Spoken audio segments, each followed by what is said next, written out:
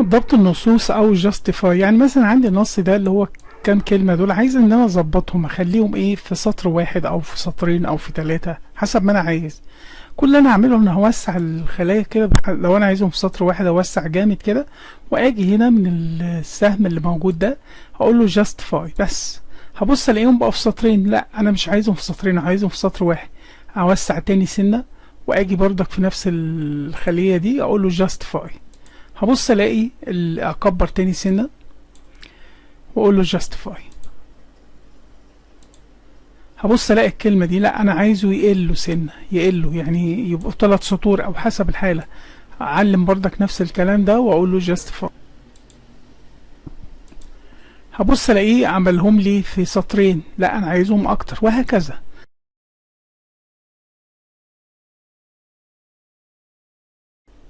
كان سبق واتكلمنا في المثال بتاع فيل جاستيفاي عندنا. المرة دي بقى هنتكلم عن فيل دي. فلو علمت مجموعة الأرقام دي كده بردك نفس قائمة نفس الفيل دي، أقول له فيل داون هيملى لي بالواحد ده.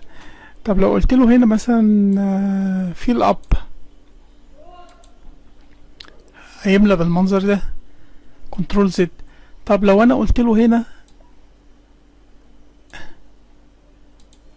فيل سيريز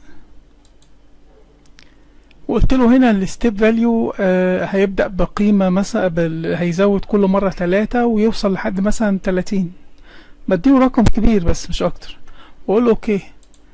هيبدأ 1 4 7، هو بقى بيديني متسلسلة يعني.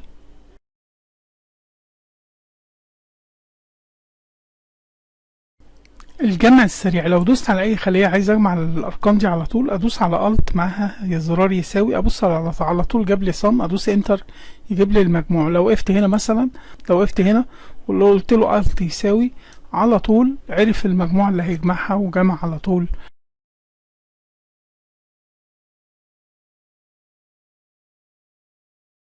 عايز اتجاهل الفراغات في اللصق او سكيب بلانكس ان بيست. يعني ايه؟ يعني انا عندي المجموعه دي لو جيت علمتها كده قلت له كوبي، وجيت هنا قلت له بيست، هينقل الموضوع ده هنا زي ما هو. لا انا مش عايزه يعمل كده. انا كان عندي مراجعات براجع حاجه معينه ولقيت غلطات في دول كده اللي قصاد دول، فعايز انسخ. ده كان عمود كبير، مش هقعد امر على واحد واحد واعمل له كوبي بيست في مكانه هنا.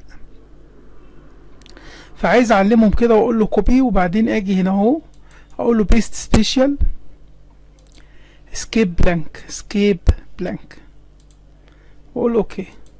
هبص الاقيه نسخ لي بس الايه، الارقام والبلانكس دي فضاء اتجاهلها، بس راعي ان تكون البلانك دي فاضيه ما يكونش جواها مسافات.